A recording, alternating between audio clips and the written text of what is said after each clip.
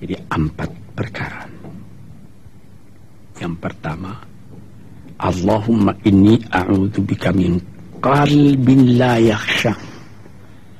Aku sangat berlindung kepada Engkau ya Allah, janganlah sampai terjadi hati saya itu tidak khusyuk lagi.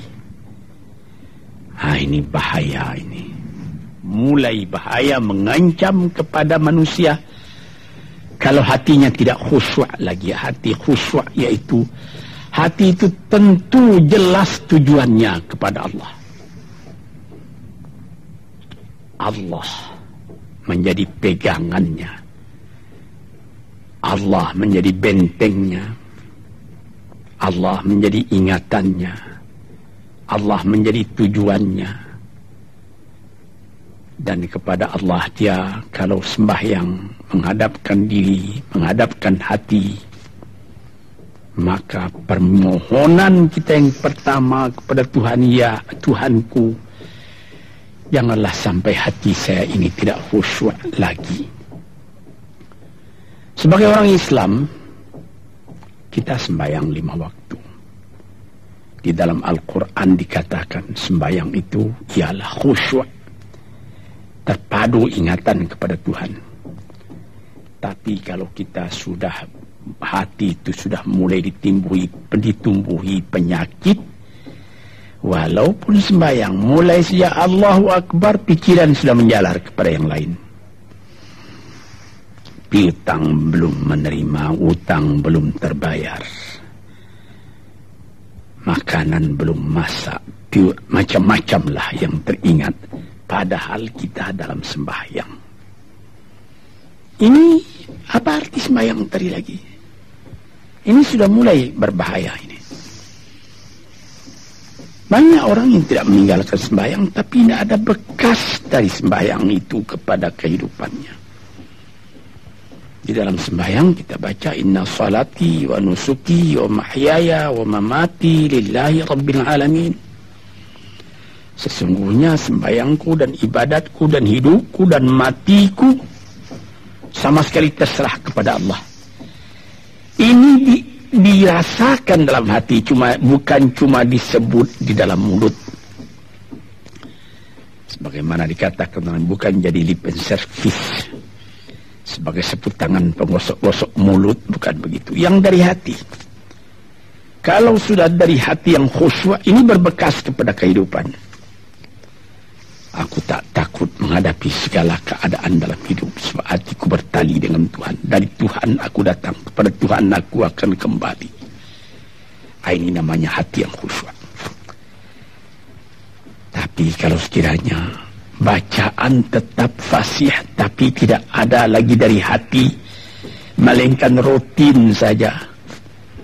Bayang 5 waktu sehari semalam, tapi tidak merubah kepada perangai, tandanya sembahyang tadi tidak khusyuk. Ini yang pertama kita minta kepada Tuhan. Janganlah sampai kita mempunyai hati yang tidak khusyuk, hati yang tidak teringat kepada Allah. Kalau hati tidak ingat lagi kepada Allah, maka segala pekerjaan yang terlarang sudah ringan saja kita mengerjakan. Menipu, berdusta,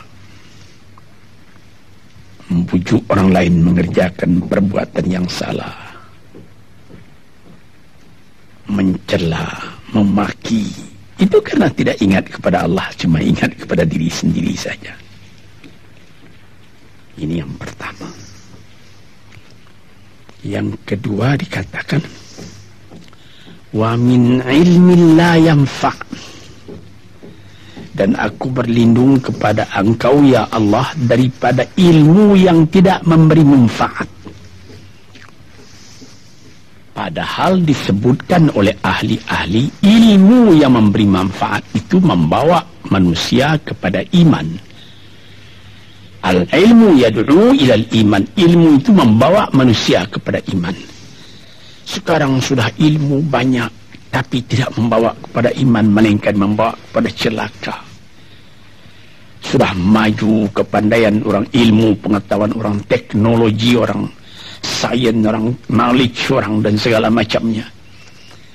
Tapi tidak ada manfaatnya kepada manusia. Cuma bahaya karena ilmu tadi yang datang kepada manusia. Sebagaimana ilmu manusia di abad ke-20 yang sangat penting, yaitu tentang tenaga atom. Maka timbullah bom atom, bom hidrogen, nuklir, sehingga manusia diancam sekarang ini oleh bahaya atom itu di mana-mana. Apabila kita lihat di televisi bagaimana mengadakan demonstrasi di Australia, di Jerman Barat, di tempat-tempat yang lain, melihat bagaimana bahaya atom itu kalau terjadi perang dunia yang ketiga.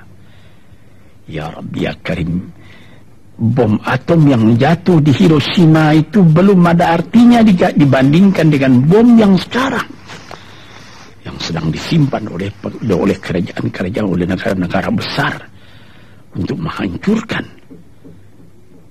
Nah, ini ilmu ini. Tetapi ilmu yang membawa bahaya, bukan saja tidak memberi manfaat, bahkan memberi bahaya. Di sini terasa oleh kita bahwa ilmu yang ada itu pun mesti dikembalikan atau dikendalikan oleh iman. Kalau tidak, maka nyawa manusia ini akan dipandang sebagai sampah saja. Dijatuhkan satu bom hidrogen ke dalam kota Jakarta ini, na'udzubillahi min dzalik, umpamanya dimasukkan ke kota Jakarta ini satu bom hidrogen saja, itu sudah habis penduduk Jakarta yang lebih dari 5 juta ini. La haula wala quwata illa billah. Nah, ini minta kepada Tuhan, ya Allah, majulah ilmu manusia, majulah teknologi manusia, tetapi jangan hendaknya kemajuan itu membawa kepada bahaya. Jangan ilmu pengetahuan itu membawa kepada yang tidak memberi manfaat. Ini doa yang kedua kepada Allah, Tuhan sarwa sekalian alam. Yang ketiga disebut lagi, wa min nafsin la tashba'u, dan aku berlindung kepada Allah daripada nafsu, daripada diri, daripada ego, daripada tiap-tiap masing-masing diri ini yang tidak merasa kenyang. Ini juga bahaya besar.